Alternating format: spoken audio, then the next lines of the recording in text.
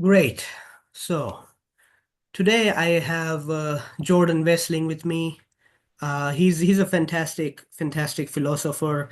He wrote the book called Love Divine. I highly recommend people to read that book. His view of love is great. It's wonderful. Ryan Mullins, I think, loves his view.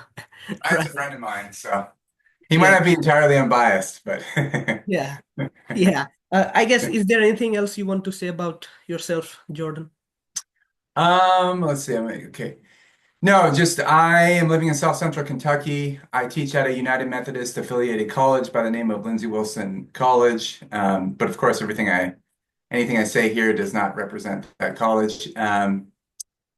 Yeah, I teach my PhD is in theology. I teach both theology courses and philosophy courses, and I kind of specialize in systematic theology and philosophical theology. Great. Wonderful. Wonderful. So, I watched your chats with Ryan Mullins, with also William Lane Craig on your view of love and Craig's view, right? I read your book. I bought your book on Oh, Kindle, cool. right? It's like an academic book, a lot of people don't really buy these sort types of books, Like I always see like just like literally just one review of these types of books, right? Like, but Yeah. I love like this stuff, so I do buy these books when I see that the dude is like a good dude, right? Like the dude, yeah, like so it's not like I just straight up jump into any academic book, right? It's Yeah. like I've first of all check the like first of all do like the vibe check, right? Is this is the does this dude have like a good vibe, right? Is he making sense, right? Is he plausible? Like is what he's saying is it intuitive or is just insane bizarre stuff? Yeah. So I read your book. I like your definition of love, right? Like you have three components in it. Uh, you care about the you care about the value of the person. You value their well-being, and you value union with them, right? Um, that's I think your view of love, right? I think that's also what Ryan Mullins, I think, said to me when we were talking about like universalism and Nestorianism, like Yeah, I mean that's more or less it. So it's a kind of response, it's a kind of threefold response to perceived value. So yeah, you kind of behold the person, you kind of recognize their value, and then you care about or value their value in a threefold way, their existence, their flourishing, and a kind of union with them. yeah, Yeah. gotcha, Yeah. And it nice, gets a little bit more complicated in the book. Um, but yeah, that's the gist of yeah, it. yeah. You also, I think, I don't think in the book, I think you reviewed Mark Murphy's work later. I think in a review, Yeah. Mark Murphy's book, God's Own Ethics. So okay, great. I love your definition, but I think my only issue, I guess, is like I like to distinguish two important things about love. Um, because I think there are two different, I mean, they are connected, but they are different. So let me explain quickly. So I consider I call I call one kind of love as like basic minimal love. And on that, you have the two components. You value the person and you value their well-being, basically. So you value the soul and their well-being. So I think it gets you the two components of your view, right? And the third component where you want union with them. I think that love is more, I call that friendship love, Okay. right? Yeah. It's more about like friendship. It's more like you want to stay with them, you want to stay around them, you want to stay near them, right? You want to hang out with them sometimes, right? Um, so the reason I do that is because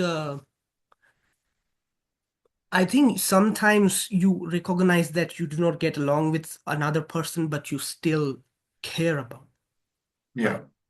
Um, and to me, that basic minimal love, I interchange it with like with the word compassion, right? Sure. Uh, Yeah. compassion and I use these words interchangeably, like minimal love or compassion or sympathy, right? So and I use them interchangeably, right? So I also include mercy here. I don't think mercy is that different. Like a lot of people think like mercy is like suspension of justice, right? Like you're not giving what the person really deserves retributively, right? Yeah. Well, I don't believe in retribution in the first. I mean, in the pure Kantian retributive justice, which Sure. is Yeah. that the person deserves suffering even if no one gets any benefit from it. Sure. Yeah. So so the Kantian view is basically that even if like uh absolutely no benefit to absolutely anyone, even if the victim is like, "Hey, don't kill the dude. Come on, don't kill him. Um don't hurt him or something. Yeah. Everybody has forgiven him, nobody wants to punish him, nobody gets any pleasure from his punishment. Literally is just extra suffering in the world. The Kant would say you still have to do that because the person deserves that suffering. So that's the Kantian view. I call that view like the you can call it retributive justice, right? Or pure Sure. retribution. I'm more like a consequentialist, so it's more like, yeah, man, if a million people get a lot of pleasure from seeing Hitler suffer at least for a while, then yeah, I can allow that, sure. But I'm not like Hitler should suffer for like trillions of years or like quintillions of years in brutal torture or something. No, like even if we want to allow torture, I would like max 10 years or 15 years or max like I would like go to like, okay, whatever the individual victim who suffered the most in Holocaust, let's double their suffering and let's put that in Hitler, I guess. Sure. Uh, Yeah. that should be enough because then Hitler would have suffered more than any individual in of the Holocaust, right? Who Sure. suffered. Yeah. So, and also by the way, I'm a universalist. So even though I believe in like temporary punishment, purgatory, right? Uh, Yeah. I do believe that eventually all go to heaven. Uh, Okay. So you got sort of a purgatorial conception of hell. yes, Yeah. yes. It's a temporary hell. It's a purgatory kind of hell, and it's also not like horrifyingly fucking insane, where trillions of years of suffering. No, no, right? Like that's insane. Yeah. No, Yeah. like so traditionally, some of the theists, even I was a Hindu, by the way. Um, uh, I think a few years ago, then like a few months ago, and then I changed again. I went towards Christianity again. So you're a Christian universalist? Is that what you are? Yes, I'm a Christian universalist. Um, I did flip-flop for a while between Hinduism, and Christianity.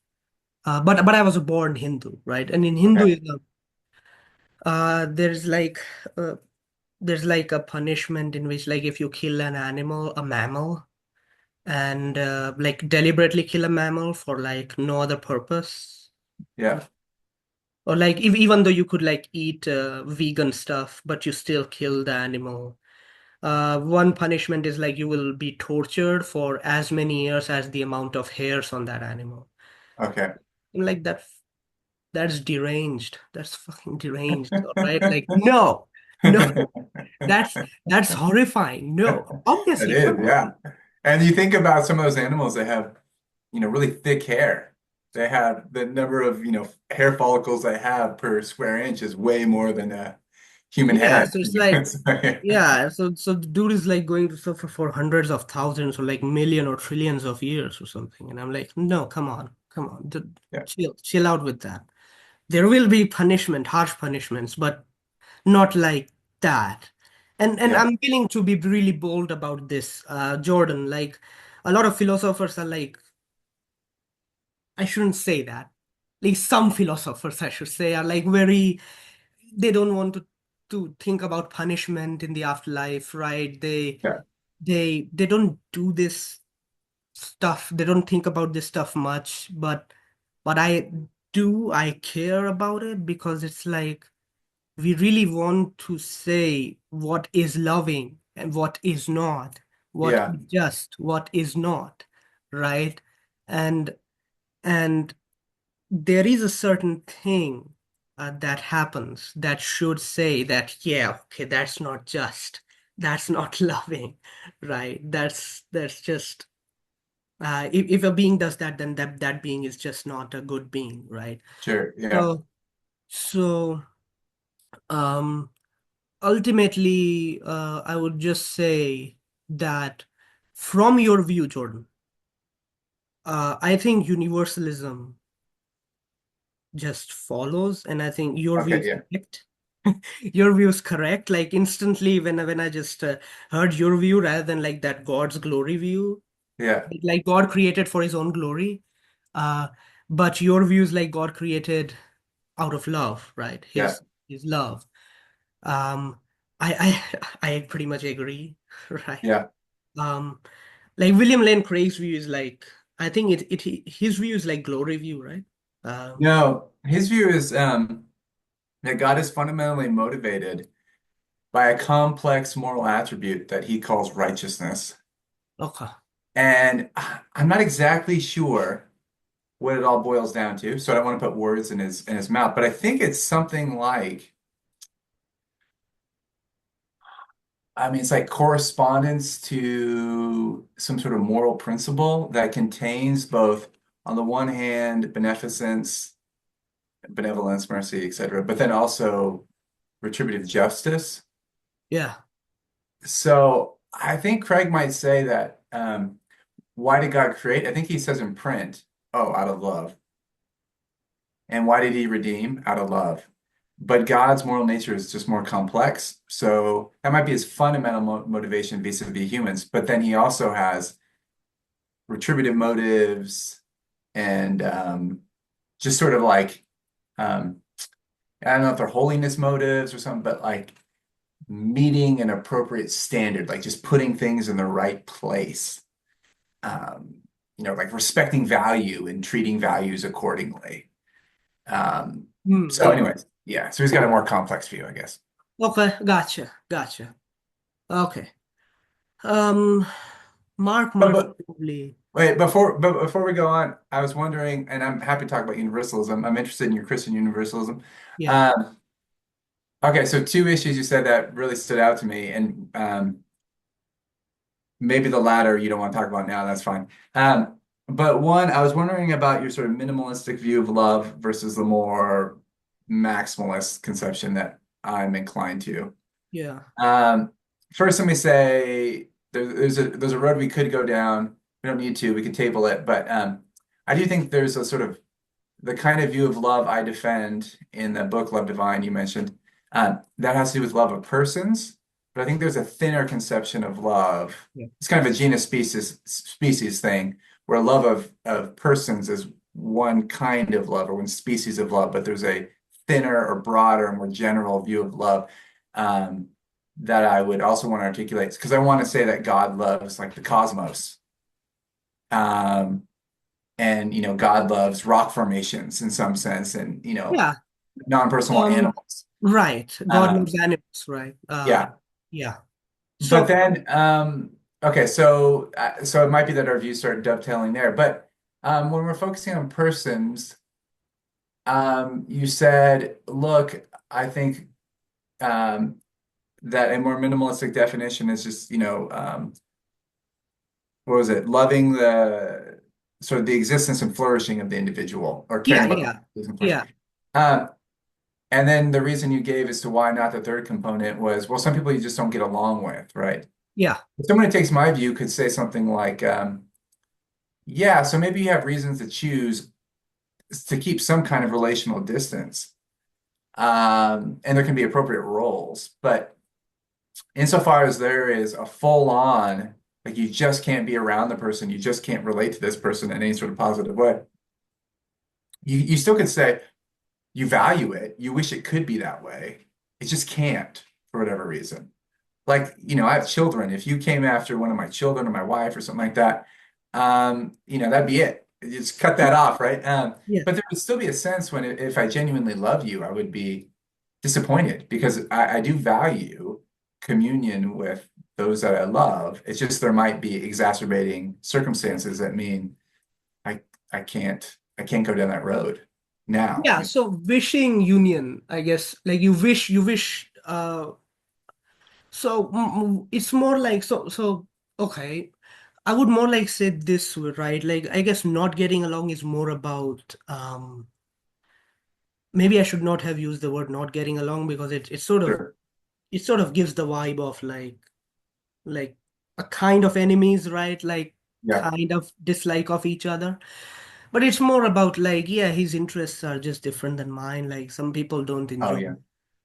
like do they, so like some people don't enjoy music, right? There are Yeah. such people who exist Yeah. Yeah. who don't enjoy music that much, right? So I mean, like, yeah, he's a really good dude. We play video games sometimes, but yeah, he's not that close with me, I guess, right? Yeah, yeah. Okay, with that, I would just say that Yeah, people will have, different roles in your life, yeah, yeah, and different stations, but you do want to unify them within some respect, right? Where you do share common interests. yeah, yeah. Of course. Um, Of course, yeah. And also like about animals. Like suppose I don't find certain animals that cute, I guess, sure, or yeah, like I yeah, like turtles, right? yeah. Tortoise, They're right? great, But yeah, I probably don't like um snakes or something. So, sure. but even though I don't like, I guess, them, still I can have this minimal love for them, right? That I value their well-being and their existence, right? Like Yeah, yeah. they don't get like destroyed or something, eaten alive by like some some other animal or something, right? So like also like their soul is not destroyed by like God, right? Yeah. Like because I think Edward Fraser has this view like where animals are just destroyed, so your dog is not going to go to heaven. Yeah. And to me, that's extremely implausible and like a very horrible view, yeah, I don't like things. Um, I don't like some of the theologies. You know, with it sounds political, but I call them right-wing theologies. Because in the sense, it's like Aquinas had this kinda right, like he Yeah. had like Aquinas did not think that animals would go to heaven. Sure, yeah. Augustine also did not think that animals would go to heaven. So it's like it's very Like old it's, school, traditionalist, rigid, something like that. the word rigid, like my views were rigid, all right? Okay. My views Yeah. were dogmatic. But it's like I don't want to use the word rigid to like because it gives the kind of vibe that their view is like very consistent, Yeah. very like proper. But no, my view is actually much proper, much more rigid, by the way. Uh, so no, I just want to say non-compassionate, like Okay, I see. literally, flatly non-compassionate. All right, like come on, because that's accurate, right? Because saying their views like rigid, it's like, well, my view is rigid, right? Like I believe that, Unrelenting and yeah. Okay. yeah. So I just say that, yeah, their views not that compassionate, right? They don't seem to um, think that animal souls matter, animal suffering matter. Like Tim Xiao, I don't know if you know him. Tim Xiao, he wrote a paper where arguing in favor of like factory farming, saying that factory farming is like not cruel to animals, even though they suffer a lot. Oh, it takes like a Thomistic view, right? Like Yeah, like they're they're not not they don't rational. have moral standing, so Yeah, you can they do don't. whatever you want with them as long as it doesn't sort of lead to your own moral deterioration or the moral deterioration of another Yeah, human. exactly. Yeah, yeah, Absolutely, 100%. That what you exactly said. Very, very, Thomistic, Kantian. Kant was also like, yeah. you know. Um, I love Jeremy Bentham when he said like it's the question is not can they reason, but can they suffer, I see. right? To me, that's the main thing, So, and that's Well, the thing about compassion, So I think it's accurate way to say that their view is not really compassionate. Now, of course, they have their own definition of compassion, right? sure. You can make up the definition of compassion you want. Well, you could under like the so I am inclined towards some sort of animal salvation, and you find this with Jonathan Wesley, and I'm keen on the Wesleyan tradition. Um, but you could worry about certain identity conditions, right? Whether or not they have the kind of soul that could continue in the next life, and they could survive Yeah, gapping it's existence and things true. like that. Yeah, Yeah, like you could have those concerns, I guess, but it's yeah. like, Trent Doherty tries to alleviate some of those yeah. Trent concerns. Doherty does that, like where he Yeah, says like they will get like rational nature in heaven. yeah. And my view is like, yeah, no, but there's Yeah. That's going too far, but yeah. let's that's a bit too far. Like no, like an elephant would be an elephant, but Yeah, that same elephant would be the same elephant there, right? sure. Like But I want to get so back to the yeah, look, I can have this kind of compassionate attitude towards a snake, but maybe I don't like snakes, they scare me or whatever. yeah. So I mean, maybe this is just trying to, win a debate via stipulation. But I guess I'm inclined to say, well, you don't love the snake, right? You might respect the snake. Um, you might, in some sense, care about the snake's well-being. Compassion. I guess you could call that compassion. Yeah. But like, there's something about love, right? I mean, we just, in English, anyways, I mean, or in poetry or whatever, like, there's something about love that's just like, it's beyond respect. It's like a pound the table, like, I love this thing, right? I love this person. Okay, yeah, And if got you're, I mean, certainly venomous, or if I see a snake in the wild, if I see like a friend's got a snake in a cage or whatever, I'm fine with that. But if I see one in the wild, there's something instinctively in me that wants to either run or kill it, right? That's just my because I'm afraid, and there's like yeah, this fear response. yeah, But if I'm in my, more, um, I don't know, my right mind, I'll say, no, yeah. no, no, relocate the snake, like don't hurt it, whatever. They all have their place and everything. But I wouldn't say I love it. I just say I respect it. I respect that's a sentient animal created by God, Yeah. things like that. The word respect can be a lot really vague. I don't like to use that word generally, respected. You don't think it's weighty enough? Yeah, I don't. The issue with respect, Jordan, is like Kant has a different view of respect, Sure. right? What it means to respect something, what it means to respect someone's dignity or something's dignity, right? It's like I don't know, like some people who defend eternal hell say it's like to respect someone is to let them choose permanently if they want to, if they want to permanently suffer Sure. forever, Yeah. right? Like that's respecting them. So it's like, okay, so respecting snake is like if it like is literally going to boil forever, I should just let it, just Well, jump you would in. have to, So it's yes, like, you have to fill out how that's respectful, right? yeah, It's something like, I mean, I think Kant has got like a pretty rich notion of respecting dignity, at least according to some people's interpretations, where you're like yeah, gripped by the power of this being that is literally irreplaceable, that has infinite value. And so yeah, and now yeah, the way he then cashes that out, where it's like you do not violate them, as opposed to I positively care for them, something like that. You might think, right. no, there should be this extra step of wanting to care, as opposed Yeah, to yeah, because I not think like, transgressing.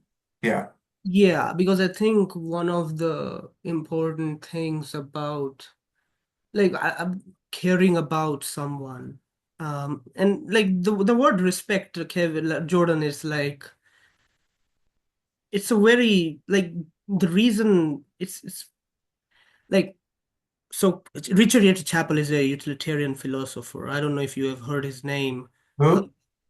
Richard Yetter Chapel. He's like a contemporary academic philosopher, very, very smart, extremely smart, just Yeah. brilliant dude. And he basically like argued that like respecting the personhood of everyone actually leads you to utilitarianism, or Oh, at least interesting. Yeah. much like some kind of consequentialism that is much much further away from like Kantianism. So it's like yeah, man, you can use these words like Yeah. in ways that so well I would say I'm a consequentialist like Richard right so um to me, we should generally maximize the well-being, right? I'm a welfarist consequentialist, right? So we I should see. generally maximize well-being, and that includes well-being of everyone, right? Yeah. Every sentient being matters, right? And their well-being should be maximized, promoted, right? Um, so of course, there are like some deontologists who more, um, I guess, libertarian leaning, I guess, who say, yeah, you don't really have obligation to promote their welfare, but you only have the obligation to not violate their rights or like not get in their way, like not interfere with whatever decision they take, right? Yeah. Uh, that's very, libertarian view of like, libertarian deontologists are like Roth. I don't know if you know Rothbard, Hoppe, and these libertarian philosophers, libertarian capitalist philosophers, who are very, very like clear that there are no such things as like positive rights. Okay. Yeah. Yeah. Yes. So Yeah. there are no such thing as like positive freedom. So no one really has an obligation to help someone, Sure. Yeah. only to not violate their uh basic rights, like negative rights basically. So basically just don't interfere, you know Yeah. just and yeah, I mean that's not plausible, right? Yeah. That kind of deontological libertarianism was never plausible to me.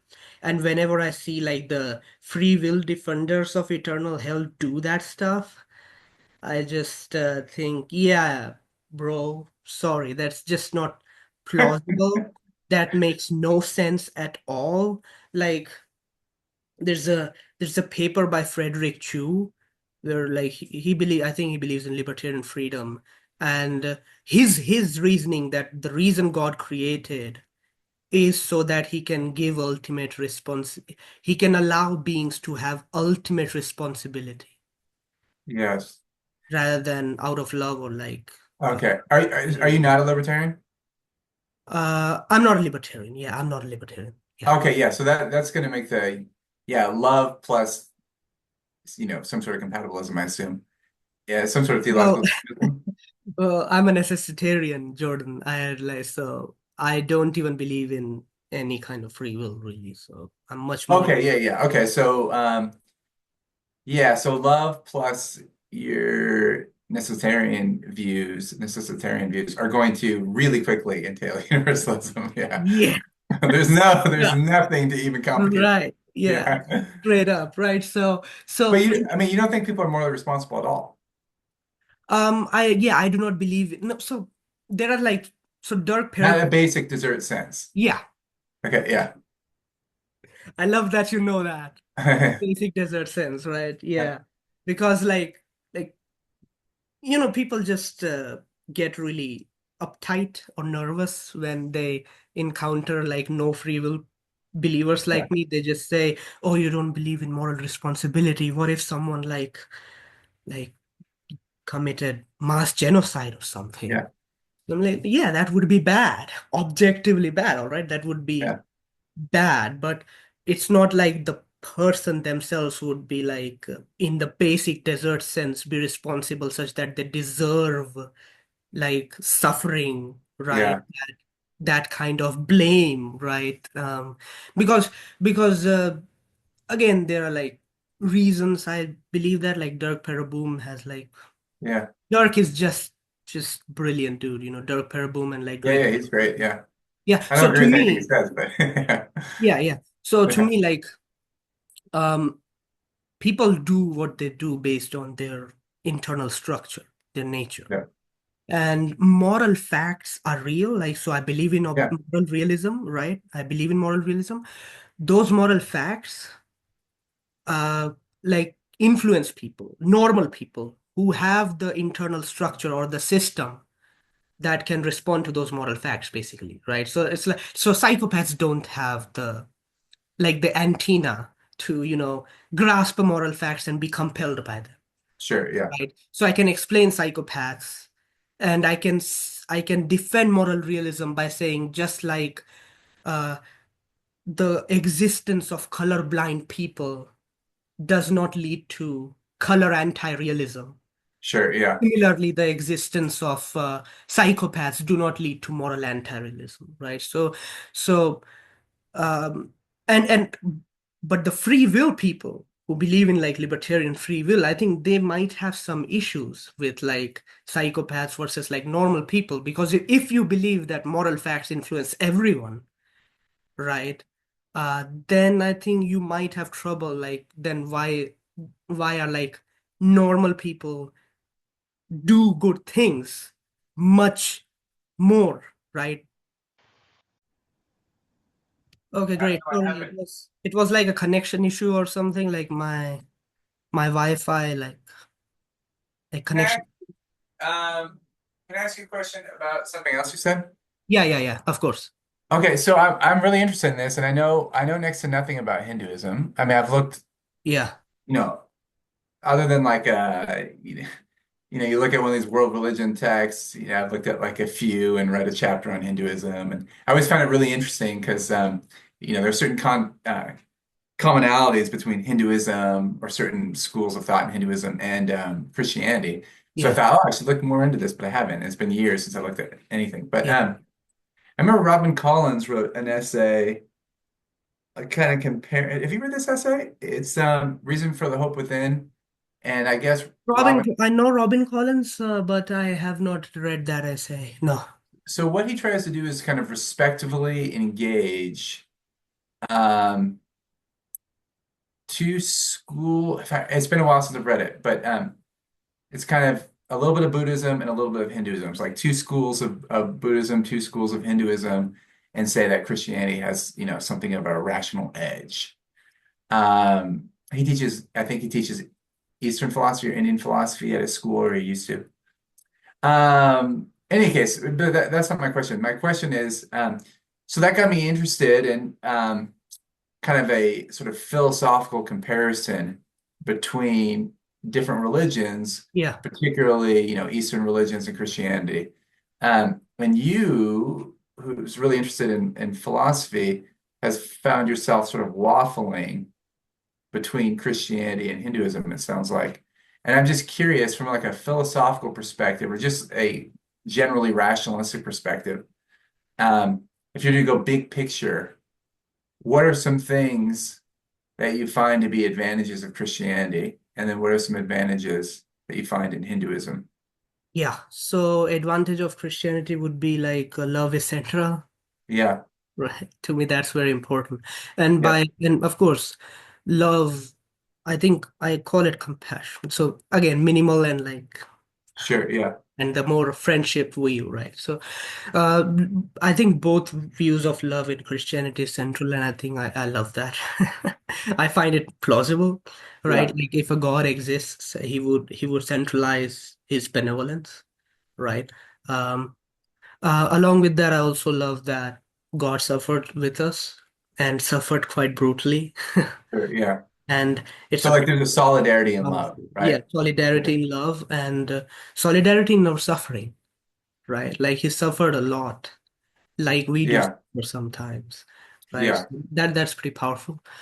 In Hinduism, well, another thing, in Hinduism, one problem was like My friend Amos Wolin uh, uh, basically argued this, and I had a similar thought for a long time, which is that the karma system, the cycle of rebirth and death, samsara, and the karma system. So, if you believe that you got a good life because of your past karma, Yeah, then you deserve the good life, right? And if you yeah, believe that you got a bad life because of past karma, then you deserve that bad life. So why should we help you if you sure, deserve the yeah. bad life, right? Like no, I'm not going to help you. You are an asshole. You deserve it. So right? So that karma system, like that's a kind of like problem in Hinduism. Like how do you like make sure like so if we help the poor person, if we help the poor right now, are we like doing something similar to helping a person who deserves to be in jail to get out of that jail? Right. Internet is Okay. behaving weirdly, I don't know, but again, great. Now we are back again. Okay, so what was I saying? Yeah, you're saying why help the people if they have bad karma or good karma? Yeah, Wouldn't wouldn't something be like couldn't you smuggle in a sort of view of compassion where people are in this state? Because I've heard this critique many times.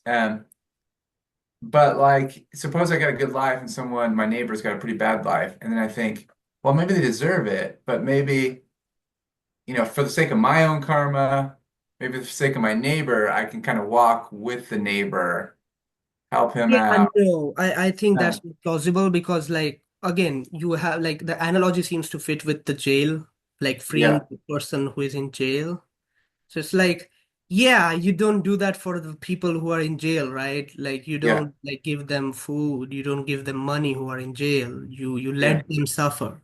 yeah. I see. They Yeah, deserve it. Because any help would be like, who are you to show mercy?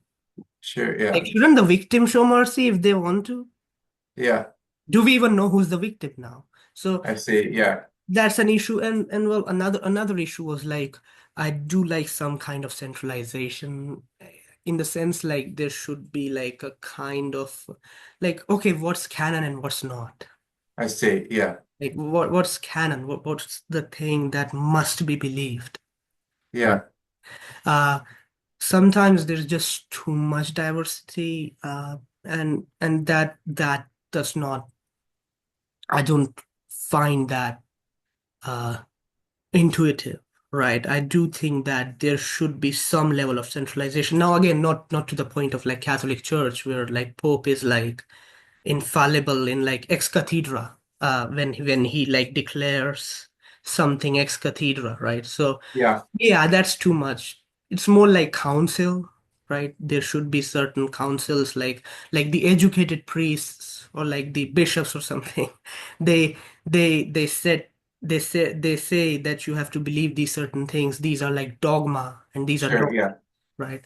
And I think that's really important yeah. because we don't want people to believe like bizarre or like bizarre stuff that can be harmful in this life, even not just like in the afterlife, right? Doesn't Hinduism though have different schools, right? So you Yeah, have non-theistic versions, and then you yeah, have there's theistic versions that are grounded in love, and so. But yeah, isn't that? that's the thing. There are like many versions, like in Hindu Yeah, philosophy, there's like atheist Hindu philosophy, so it's like yeah, it's a very broad view, right? It's a broad, very broad tradition. I just wish there was at least some kind of centralization, right? Like that. yeah.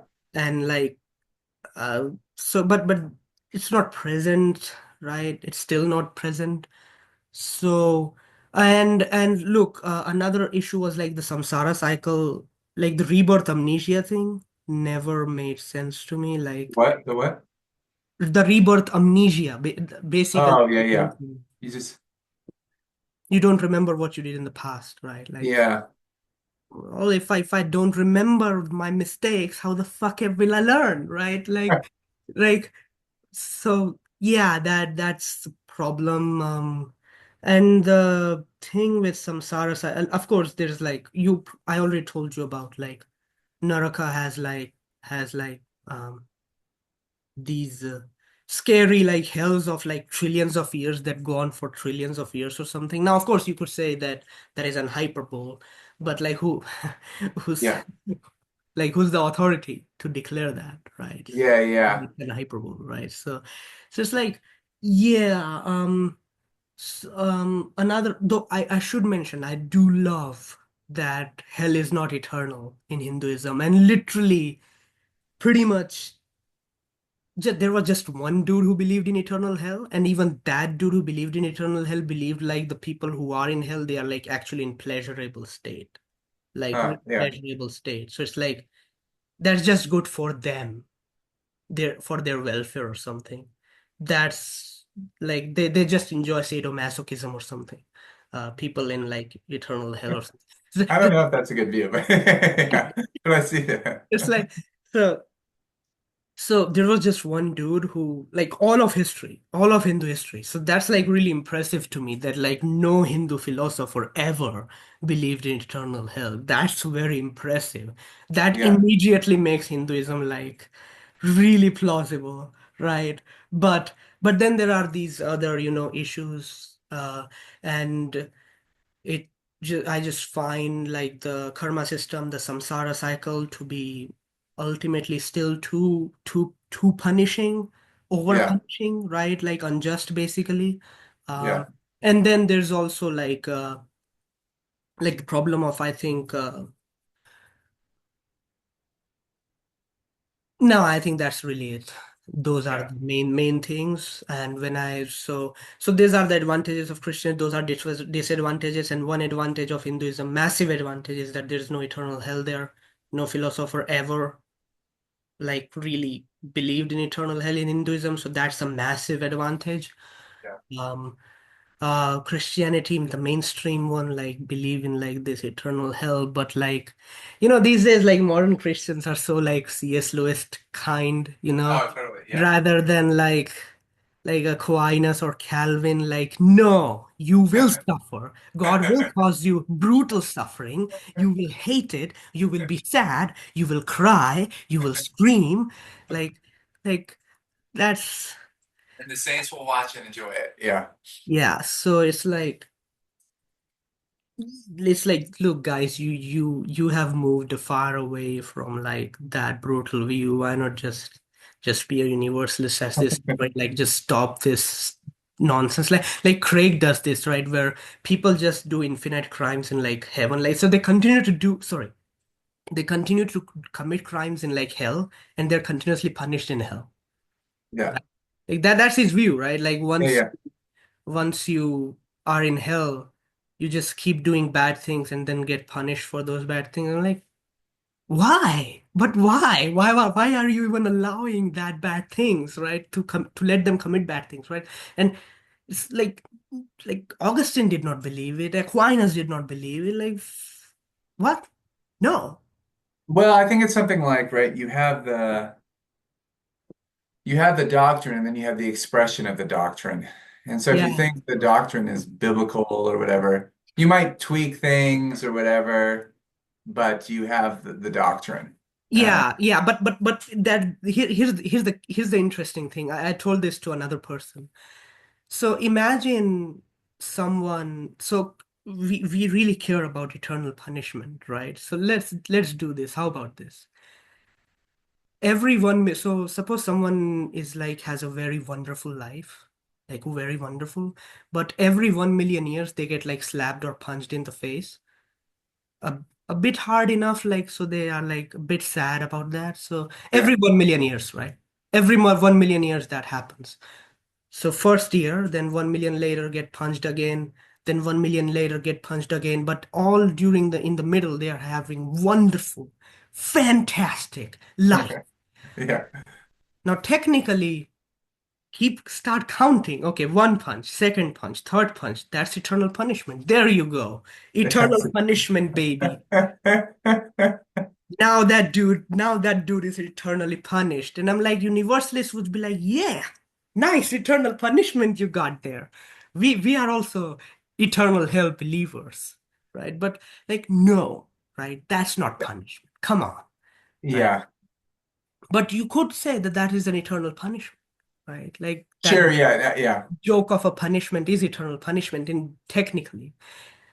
So it's like, yeah, let's not do that, right? So um I have like uh, examined all these views, right? Like the free will defense of eternal hell, the torture view of eternal hell, the status principle defense, right? Yeah. Like when you offend a being with infinite virtue Have or you status. have you read Zachary Manis's Divine Presence model? Zachary Manis, I think a name sounds familiar, but I don't think I've read that paper. You might be interested. So I'm not a universalist. Okay.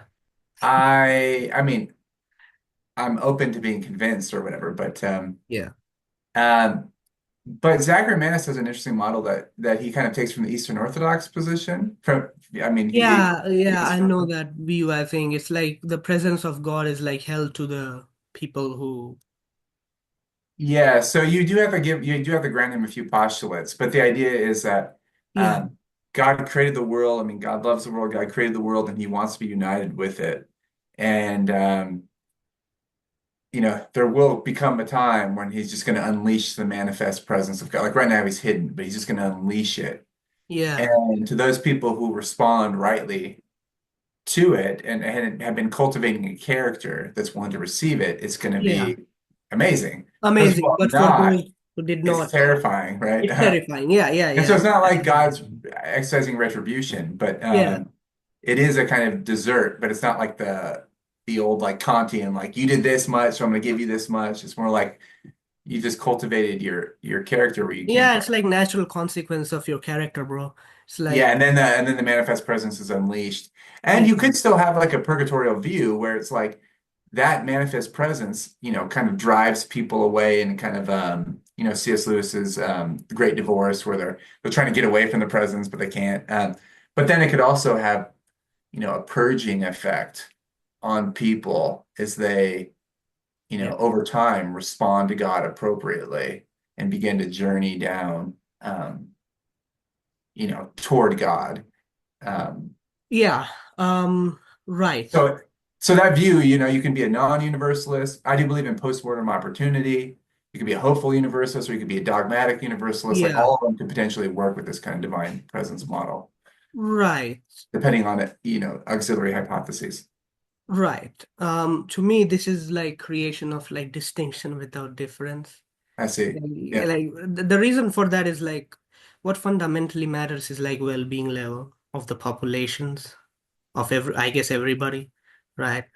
So whether God's like own presence just metaphysically burns some dude or God himself like burns him, right? yeah. Like doesn't matter, right? What's happening is someone is suffering brutally, someone is burning. That's what matters, right? It doesn't causal chains are not the thing here, to me, in my view. Like, Well, okay, so but the yeah, idea wouldn't be that it's something like the principle of double effect.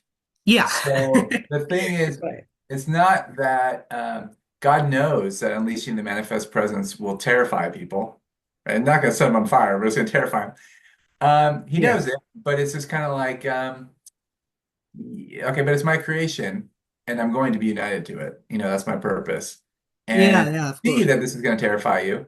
I mean, it works better with divine love if you have some sort of potential, at least purging that can take place, right? Yeah, And still get maybe a shielding where the presence will be unleashed in some way, but God still gives them their own mechanism for kind of hiding in some way or something.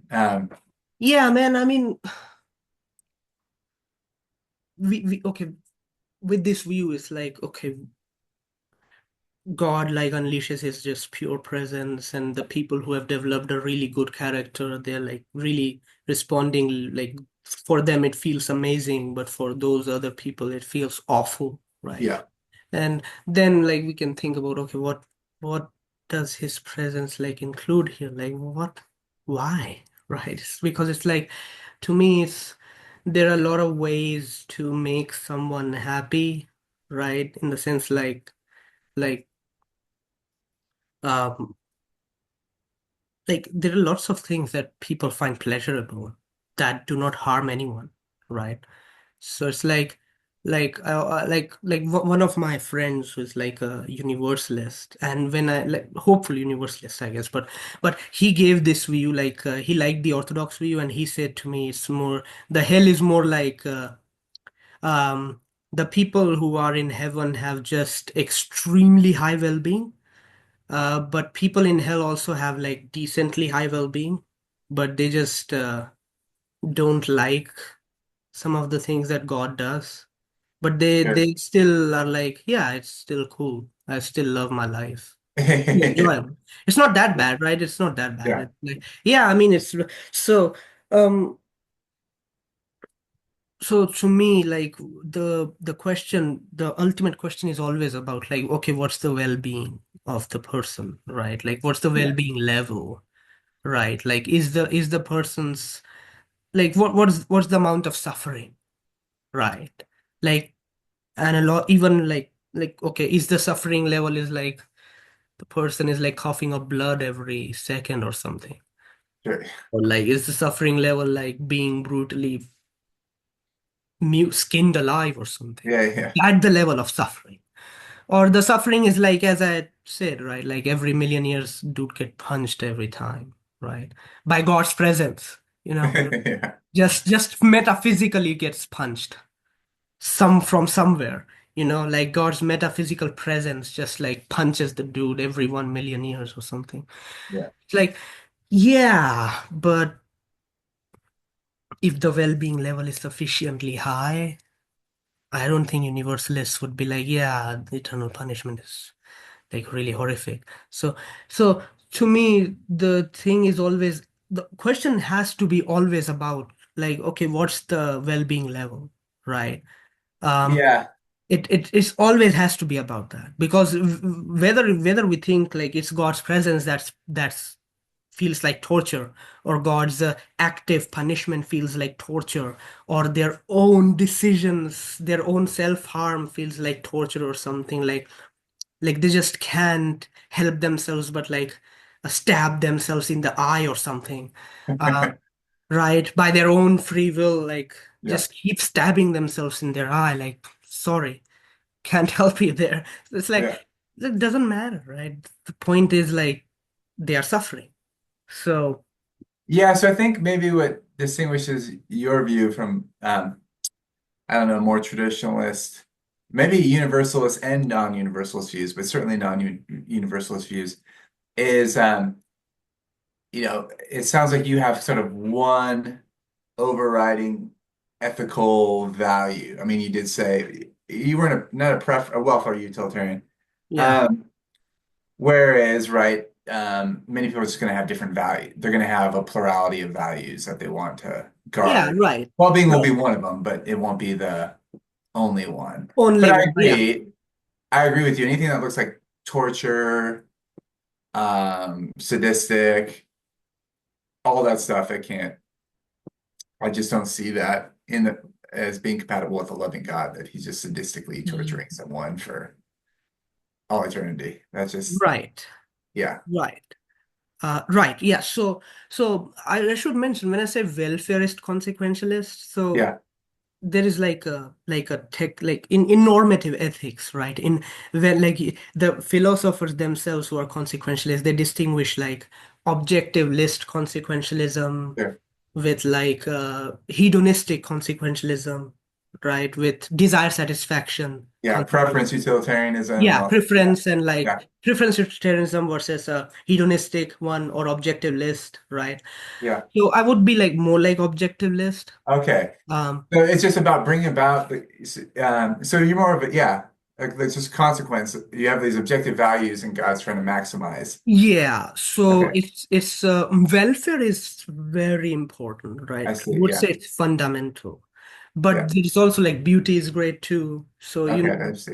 maybe we can say that if a little bit of increase in beauty maybe gets a little bit of decrease in pleasure, that's all right too. So I do value a bunch of things, but welfarism is like fundamental. It's like hierarchically the the main value, right? Yeah, Welfare of everyone, including, of course, God's welfare, right?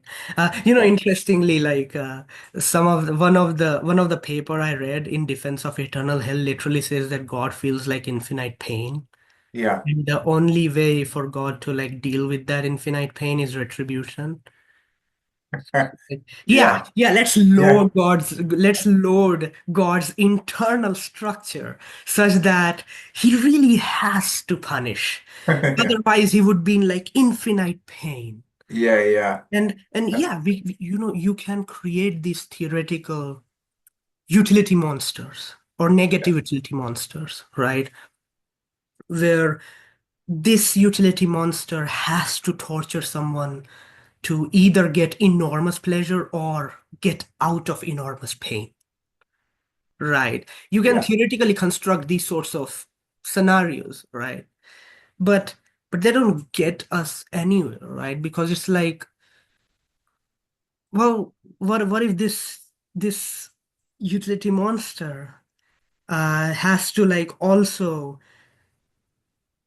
put demanding commands such that he knows some people must fail, Sure. Yeah. right? So he knows some people must fail and they will be tortured forever. Sure. And he has to torture them forever because if he does not, then he will feel like infinite pain. So to get rid of his infinite pain, he just keeps torturing a bunch of people forever. So it's like, Yeah. yeah, you can create these theoretical monsters for and make their internal structure just bizarre, right? Just bizarre. Like if God does not give people lollipops, then he will infinitely suffer. Do you remember who defends that view? Um, Nathan Conroy, Andrew Rogers. It's not roughly, it's not exactly that view, but like they basically say that God's infinite suffering basically justifies causing suffering to human beings as a retributive justice, basically. Huh. I gotta look at the paper. That's Yeah, Andrew Rogers, Nathan Conroy, their paper. Uh, yeah, they basically postulate that God feels infinite suffering. Um, you would probably enjoy reading it. I mean, I I don't think I'd be sympathetic with the conclusion, but I'm interested in yeah, I I'm also not sympathetic with the conclusion because it's like I also talked with that in my private chat with like Rachel and Josh Rasmussen. I told them about that paper and they did not find the paper plausible at all. The paper to me, the paper is like, yeah, it's just exploring one way God can do infinite torture. But I mean, like, there are infinite ways God can do that. infinite torture, right? Because if you set up internal structure of God in such a way, then yeah, there are multiple, you can generate multiple reasons where God has to infinitely torture people. Like Yeah, as I said to you, right, Jordan, like imagine just we chatting. Now God is suffering infinitely because we are chatting, because sure. both Yeah. of us are like heretics and not Catholics, right? Yeah. So God is like infinitely suffering because of us right now, and like if like He's giving us like this 40 years of time, I guess, on earth for a while, and we must repent and join like traditional Catholicism, you Yeah. know, Yeah. or like who knows, maybe Islam or something. Um, Yeah. Traditional one, by the way. Yeah. So Yeah. the most conservative one, right? If we don't, then he will like brutally suffer a lot. Yeah, sure. Like he needs to torture, like he just can't help but torture. And I'm like, yeah, you created such a utility monster, God, and you any ethical theory, by the way, like any ethical theory will justify this, by the way, Jordan.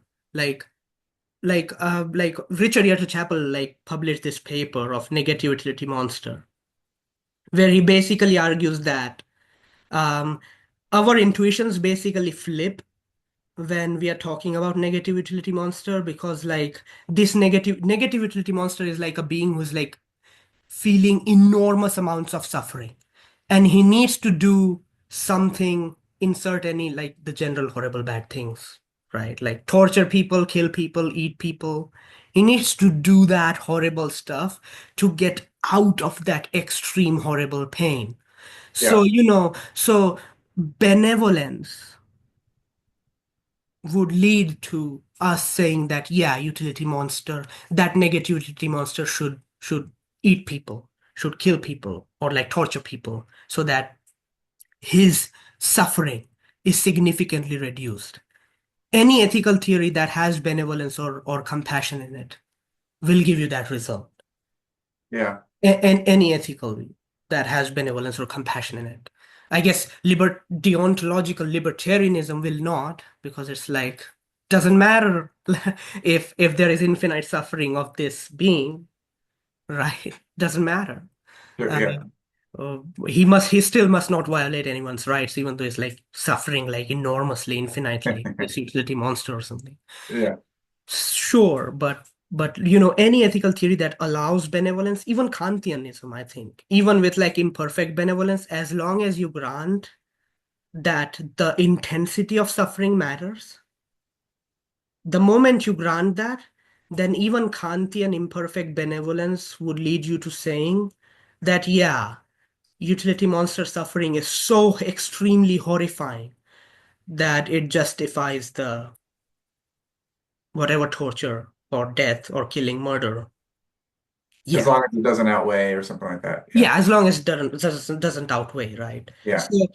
So whatever ethical theory you have, prioritarianism, utilitarianism, moderate deontology, Kantian deontology, right? All of them would like say that, yeah, sure.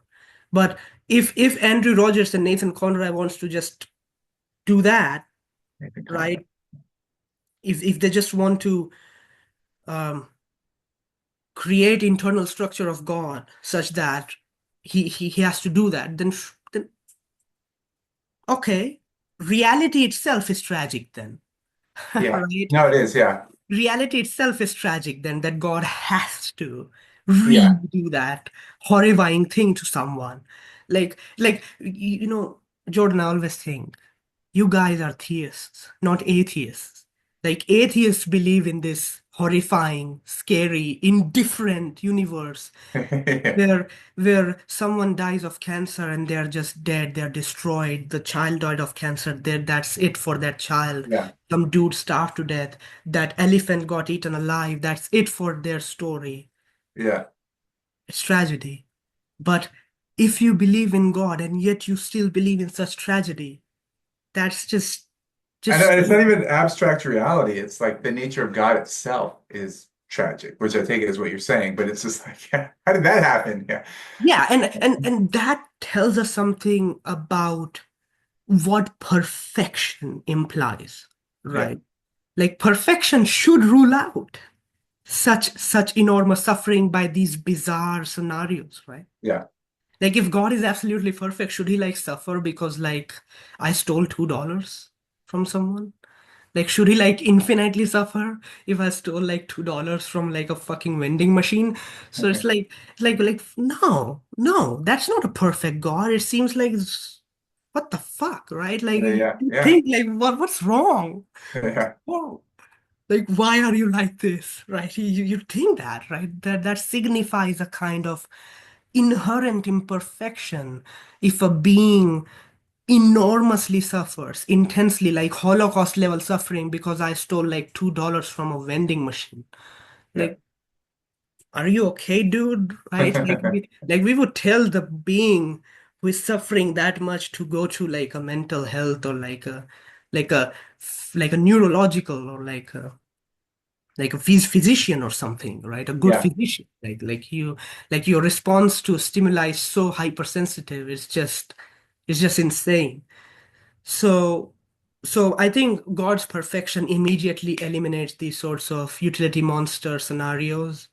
Um, and also I think another scenario where like Oliver Crisp does this with his status principle, Yes. where he Yeah. says God's like status is so like infinite, his dignity is so infinite that if you offended, you deserve infinite suffering, because it's like a crime of infinite seriousness. Now, Of course, to me, there are like problems of like, what's the intention of the person? Sure, yeah. And why did God create a situation where he shall be offended in such a way, right? Um, Or you could all also that. hold that,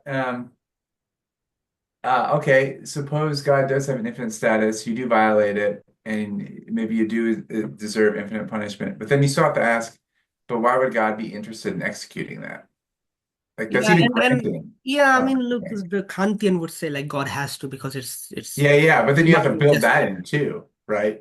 That he yeah, must, right? yeah, and I think another thing you have to fill up is like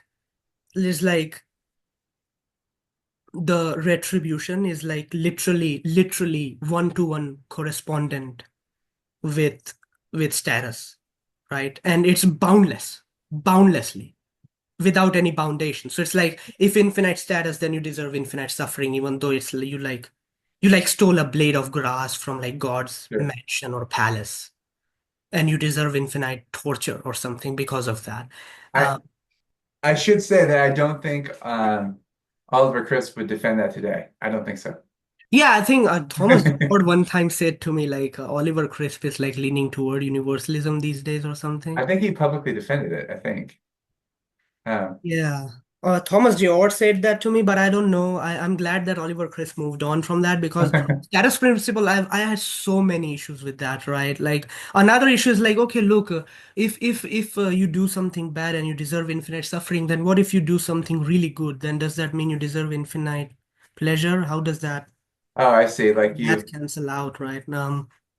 And I think another issue I had was this God with infinite status, this way that you are constructing it, it is actually equivalent to utility monster God.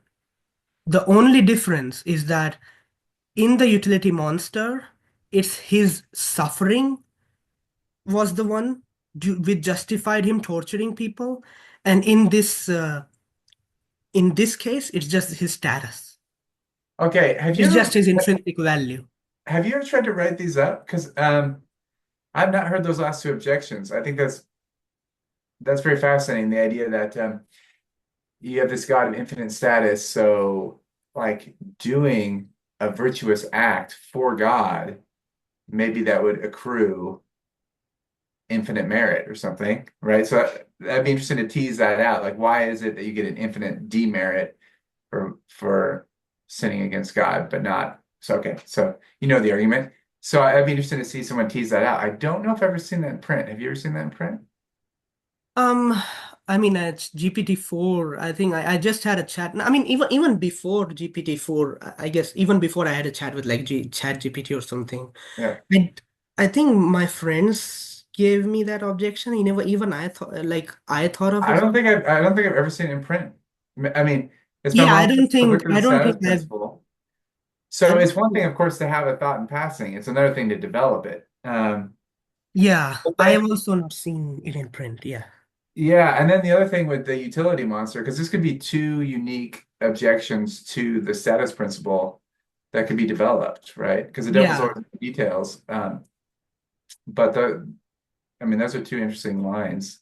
Yeah, yeah, exactly, exactly. It's like Because my response has been something like what I said, like, okay, let's grant this a lot to the proponent of the status principle, and then they still have to take this further claim that God has to be really interested in making sure his status is completely protected.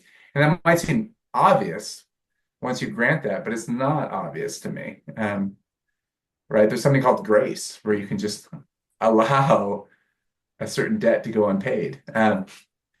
So anyway, that's normally what I do, and it's kind of yeah, a quick and end around. But your view would be a more direct objection. yeah, Um, right. Because your view, like people I think can get around by saying we are Kantian. There's no place for mercy in our. yes, but that's a very difficult thing for the Christian to say, and they I do. mean, look, John Calvin did not have much difficulty, right? Or Well, but Jonathan they do, Edwards. right? So they take this sort of necessary punishment, like God because he's perfectly righteous, he must punish or be satisfied. Yeah. And I just want to say, like, why do you take such a modally strong view? Like, you just can't have that. it could be right, but you don't get it for free. You need to say why you take Yeah, the you thing. have to bite a bunch of bullets, basically. Yeah, You have to bite a bunch of bullets. I totally agree with you, Jordan, on that. yeah. It's more like there is a certain kind of satisfaction that you feel when you destroy a problem head on, right? Refute a Oh, problem head absolutely. on, Yeah, rather than like a specific like quibbling with a specific thing. Because if there's like a Kantian view that just rules out mercy, and like a yeah, Christian who says, yeah, we don't believe in mercy. We just believe like God's justice is like more important than his love or something, or like yeah. God's justice and love are like equal, and when God does retribution, it's not out of love. It's just pure justice. Oh, yeah, yeah. It's just pure justice, and there is no place for mercy there. Uh, uh, there like grace or something like. I mean, I don't know. I guess some you can maybe have various views of grace and like mercy. I guess no. I mean, I don't know. You can define mercy in a different way, right? You can define grace in a different way. You can deal with that stuff, like so. To me, Jordan, it's like it's a good objection. And Alan Wood himself said this about Kantian ethics.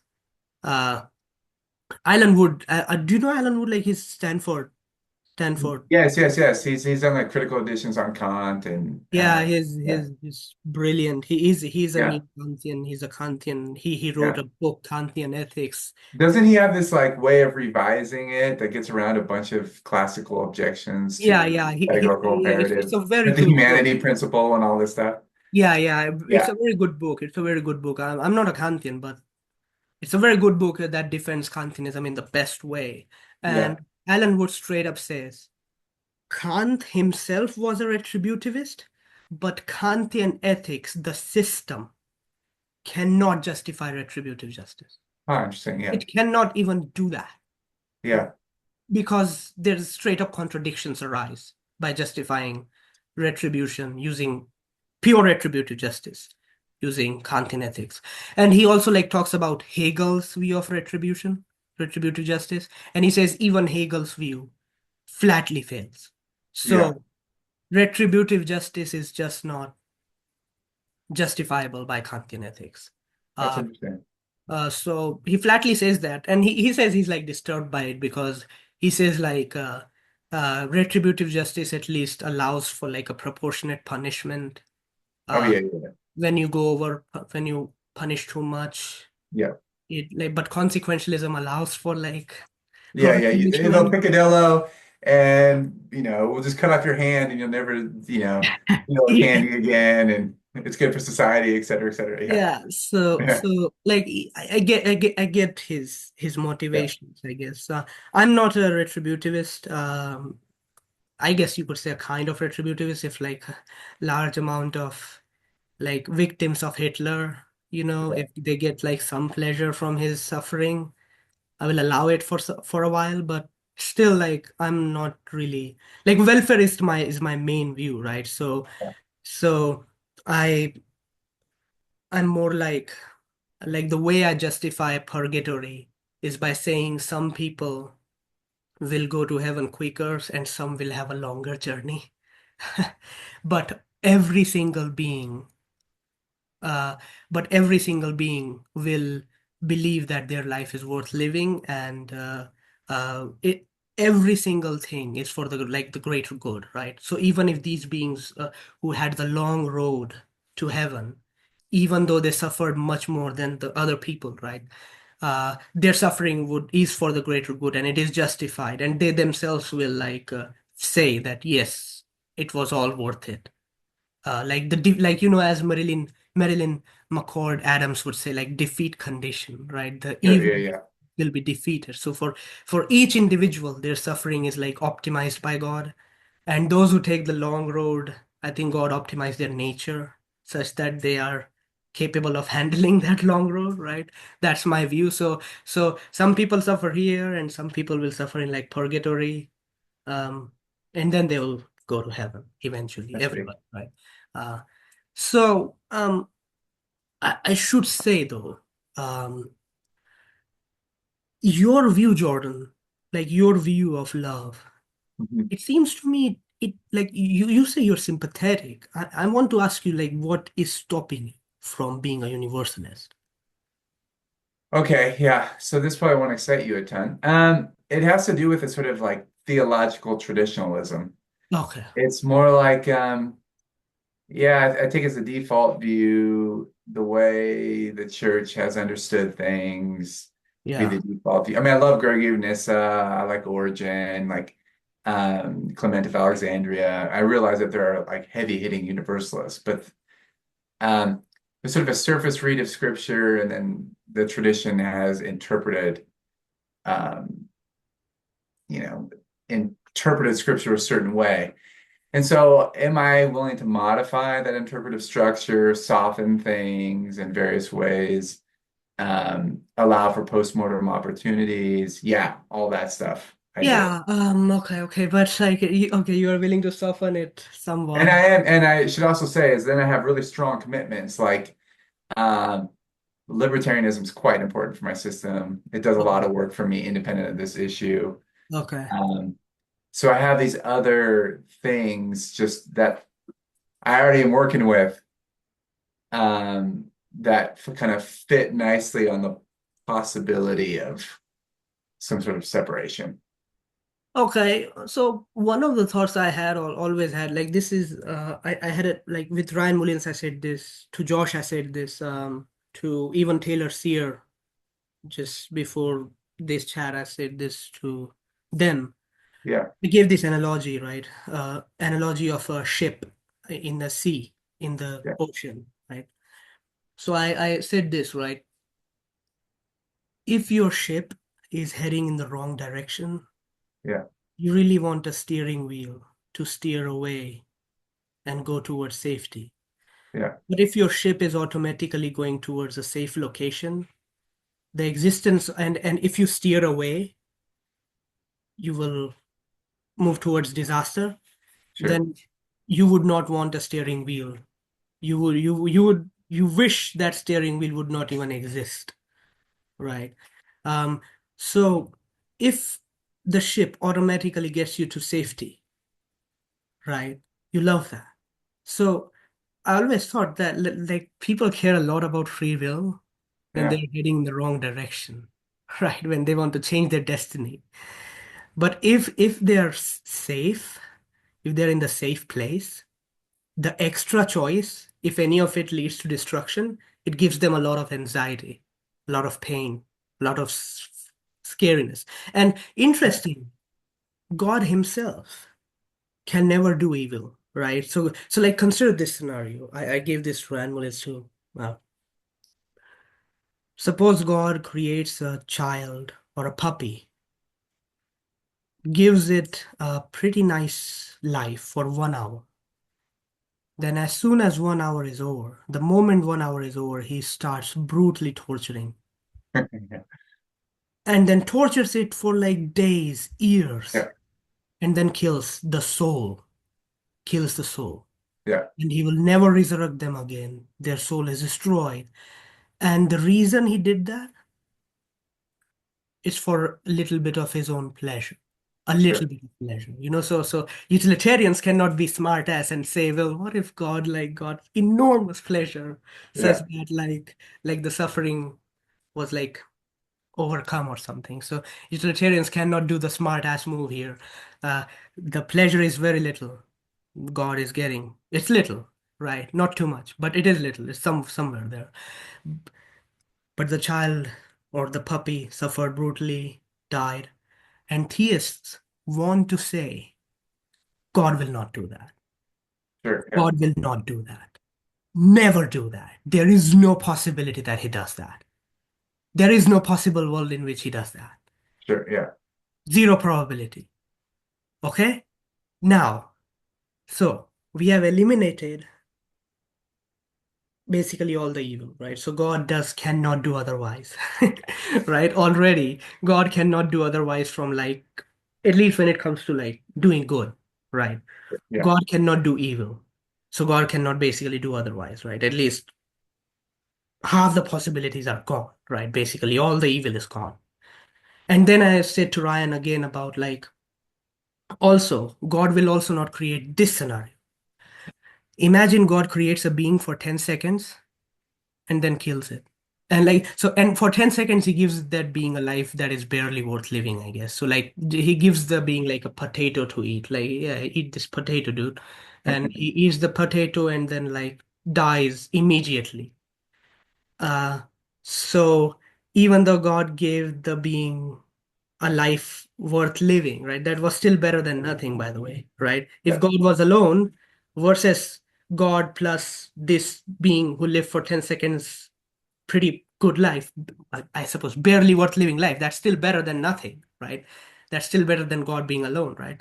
So, okay, we still want to say, okay, that's still not what that cannot, God cannot do that. God has to do sufficiently good, right? um, theists want to say that, right? God has to do sufficiently good. He cannot just create a innocent being for 10 seconds and then just like set it up so that it dies in 10 seconds yeah, automatically. Just gets explodes or something, right? sure, yeah. Yeah. He cannot do that. I So mean, yeah. Mark Murphy might be, you know, he might say that, but yeah, So it's like you are eliminating a large amount of possibilities, right? So you're like modifying free will of God so much already, right?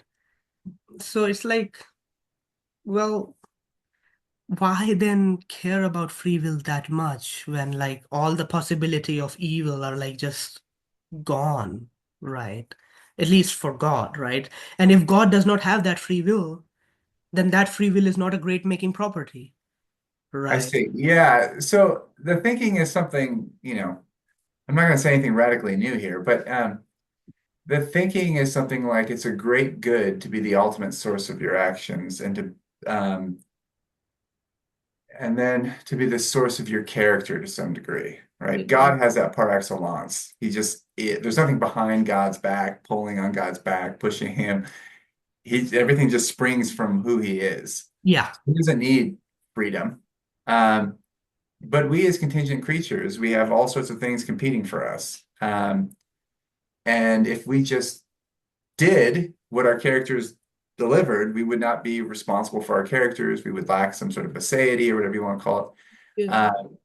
And so the thinking is Mhm. in order to be responsible for our goodness and our characters, it must come from the will.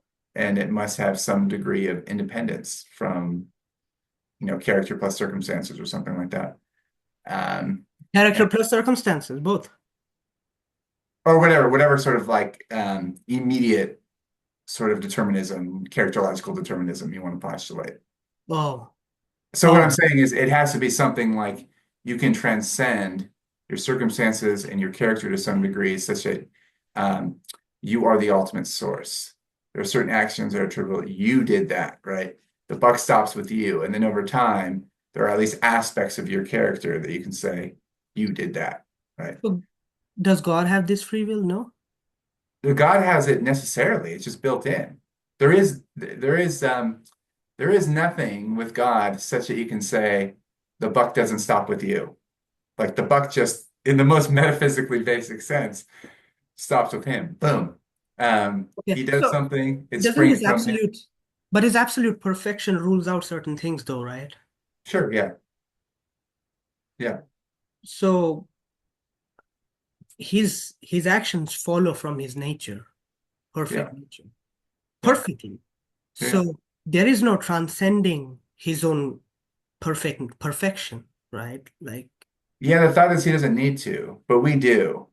wait, Because need? we, I'm not sure, like, what need to means. so the idea is he doesn't need to transcend. In order for him to be the ultimate source of his actions, he doesn't need to transcend.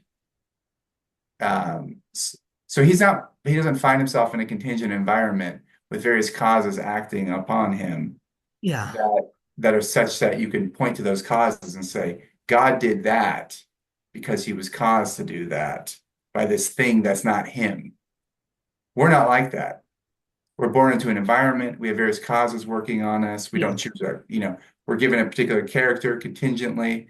Uh, it works on us. These factors, character plus circumstance plus upbringing, etc. They push and pull us in various ways. Okay. So then how can various things be attributed to us where we can say, you did that? Well, the thinking is we have to have a certain ability to transcend these contingencies. Okay. But Okay. God doesn't have those kinds of contingencies that stand behind him and kind of push him around. Okay. So Okay. there's the thinking is he can just be the ultimate source of his action par excellence just by acting. Okay. Okay. He can't. All right. All right. So, Jordan, like you said, like we transcend even we like to have free will, you need to transcend even your character, right? Yeah, in part, yeah. You have, Such that yeah. transcend your character such that um, your character plus your circumstances don't always entail what you do, something like that. Does So like God, they might probabilistically or exert some sort of pressure on your will. But I yeah, mean, this just is a libertarian claim, right? Like it might incline you to do various things, but in order to say, hey, that's your action, they don't determine what you do. yeah, They they don't determine. Okay, yeah. gotcha, gotcha. So you have to transcend your character and your circumstances, but like both of them, right? Yeah, to some degree, yeah. To some degree. Does God, so God, we don't need to worry about circumstances with God, but Yeah. character, God's character is perfect. So does he Yeah. transcend his character? No, but his character is not the product of things that rest outside. They're not the product of things acting on him that make him the way he is. He just is the good. There's Okay. no, he just is the good. Where we are given a character, right? It's given to us, it's contingent, it's molded over time. And so, in order for us to be good, we must not be um, told what to do, so to speak, by our character. We must not be um, determined to do what we do by our character plus, circumstances or But whatever. God can be determined by his character, and that's fine. Yes, because he doesn't stand in a nexus of causes that push him around. Okay. So Okay. he just acts from his character in a direct way. He just is goodness, right? There's nothing behind it. Yeah, Necessarily yeah. just goodness. Right. There's nothing behind him. Yeah, I agree with that. I agree So with that. God does something, he creates and he acts out of love, and it's just good. Yeah. Suppose I'm determined to do what I do. I act out of love, and you're like, well, okay, you're the proximate cause. That's cool. But you're not the ultimate cause of what you do. So really, we should be praising God for determining you to do that act of love. He's the ultimate cause. You're just the proximate cause. But if God acts out of love, he just is the ultimate cause. There's nothing working on him to make him do what he does. Gotcha. Gotcha. Okay. Okay. So we need to transcend our character, but God doesn't need to. And that's because like God is not like influenced by anything outside of himself, right? Basically. Yeah, because he can be the ultimate cause of sufficient reason Yeah. for his actions or, something like that. Yeah. And to me, Jordan, like one thing about free will is like the existence of like alternate possibilities, right? Like, isn't that Yeah, like a libertarian thing?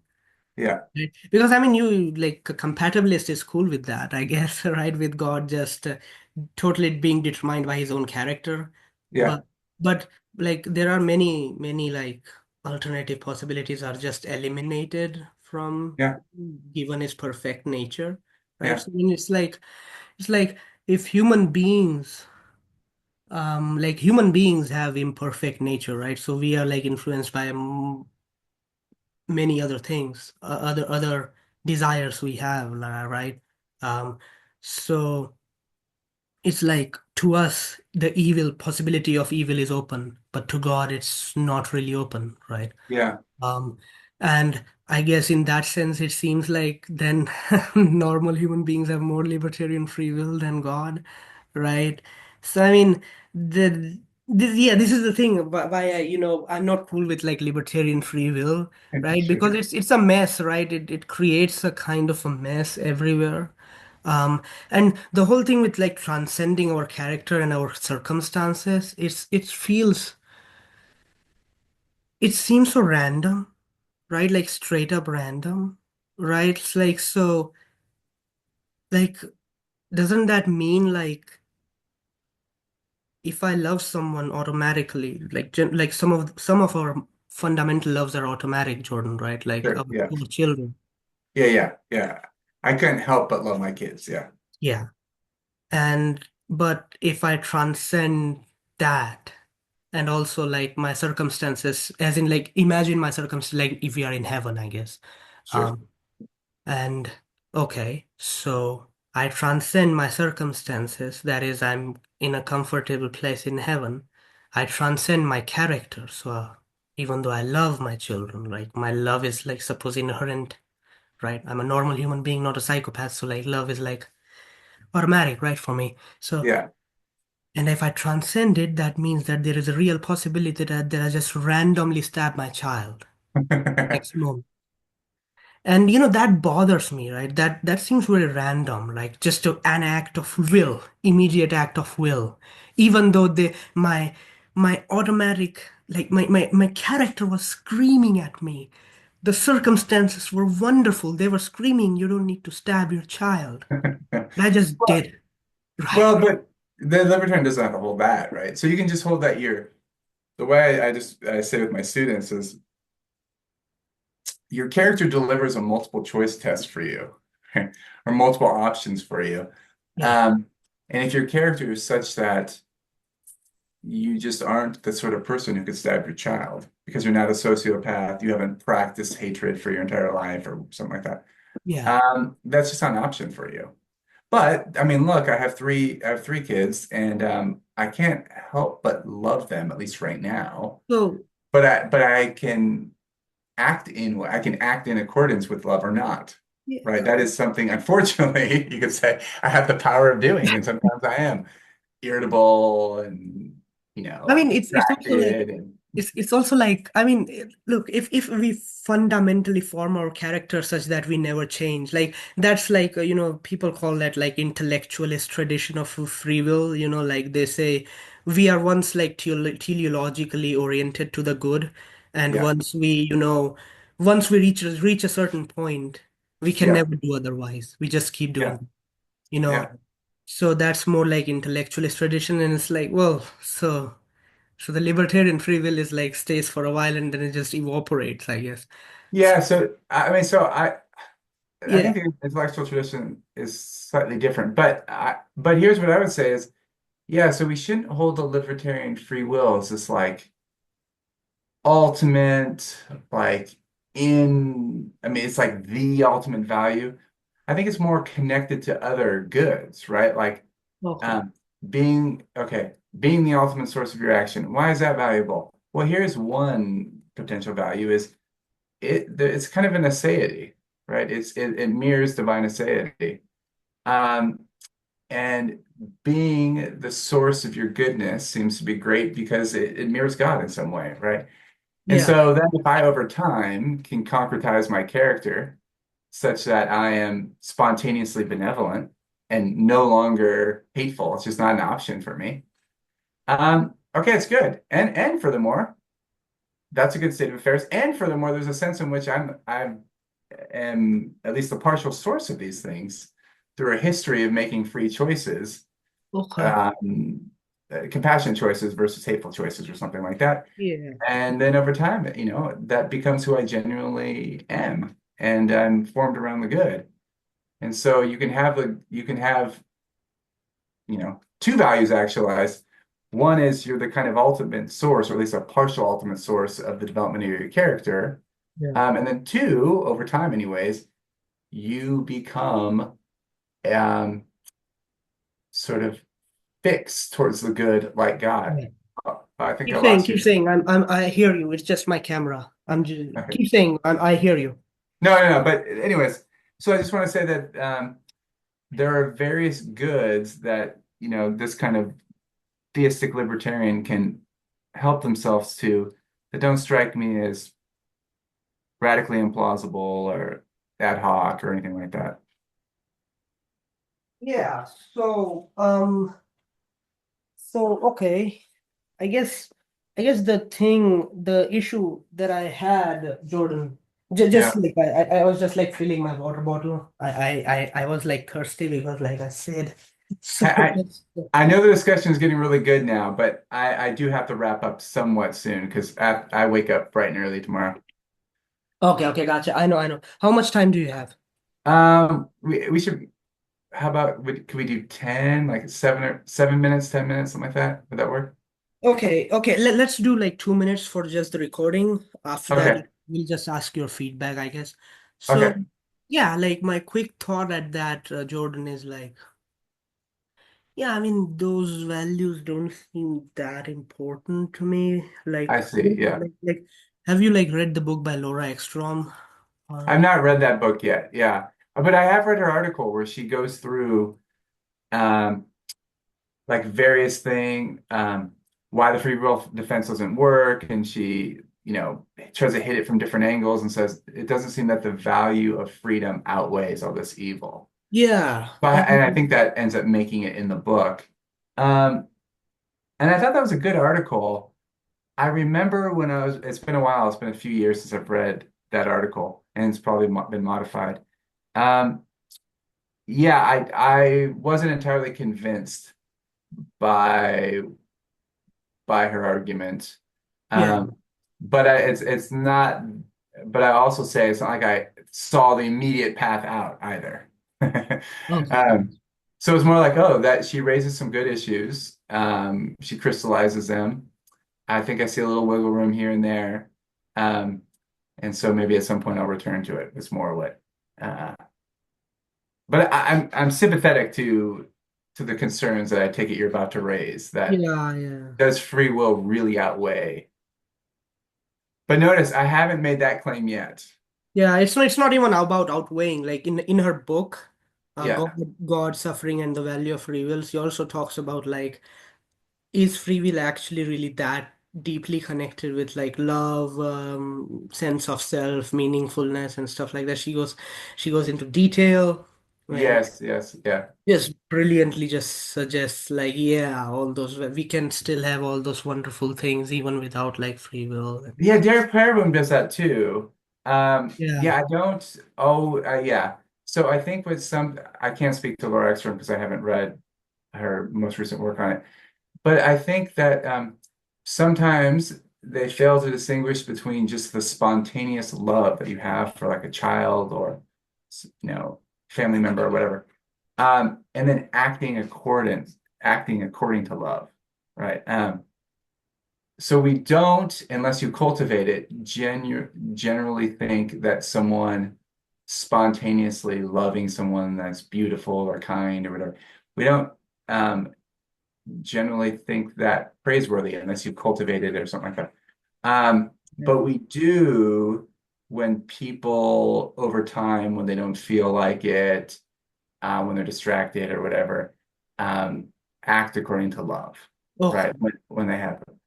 So I want to grant that, yeah, certain spontaneous loves, and they're still very valuable. These spontaneous loves are very valuable. Yeah. But then there's another kind of value, which is acting according to love when you have pressures pushing you the other way. Gotcha. And Okay. then the ability to grow in love, I think, is tremendously valuable. Um, Okay. and then the ability to grow in love, the shadow side then is you can also, um, you know, go the other direction and start to squelch love. Yeah. Okay. Yeah. All right. I would love to get in more into this stuff with you. Yeah, we should do that sometime. Yeah, Um, because this has been a wonderful chat with you, Jordan. Um, like your view is just wonderful. I'm stopping the recording now, by the way, so stick around. I want your feedback after this. Your okay, yeah. honest feedback after this. Uh, yeah. Thank you so much for having me. It was great chatting. I hope to do it again sometime. Okay. Thanks. Okay. I'm stopping the recording now.